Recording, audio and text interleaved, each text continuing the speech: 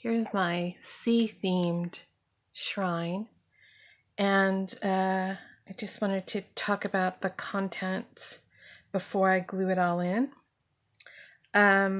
So I showed you in a photo the beaded fringe that I did for the bottom here. I don't have too much to say about that, except it's beady.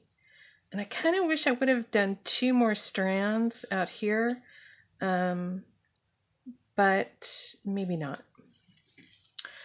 To finish out the bottom section, I'm just going to do a skull and some pearls, and then a shiny glossy coat over the artwork.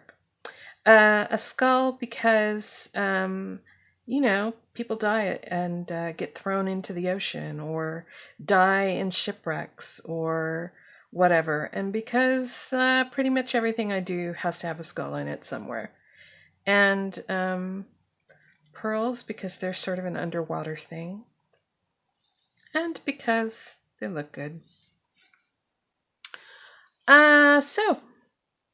This is a watch tin with some shells in it. Little tiny limpet shells, and then one little scallop shell. The limpet shells are kind of smooth and boring, so I put that one pretty shell in there, so there would be something to showcase in this.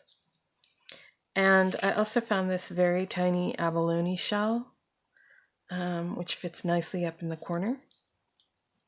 And then the bottles are pearls, sea glass, beach sand, and glass beads in blue tones. And I decided to leave the corks naked on these. They just seem to fit in the general sort of natural theme.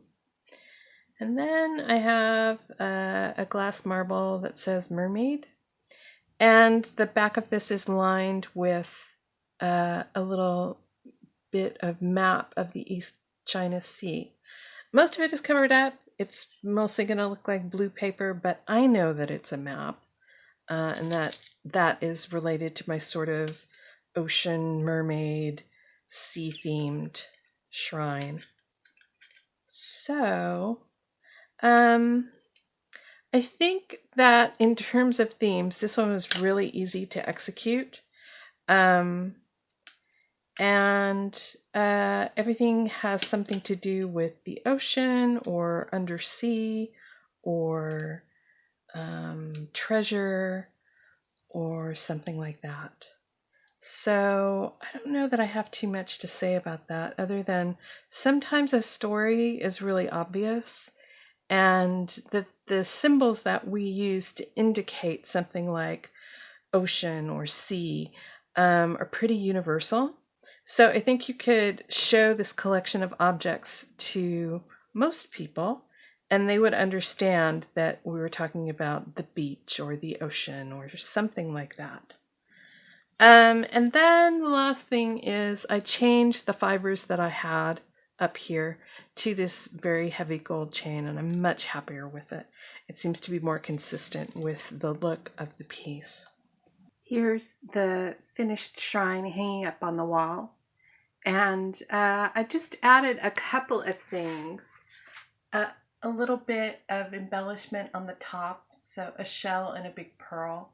And then I also added this folded map on the inside. But other than that, it's pretty much what I had planned to do with it. And that's what it looks like hanging on the wall.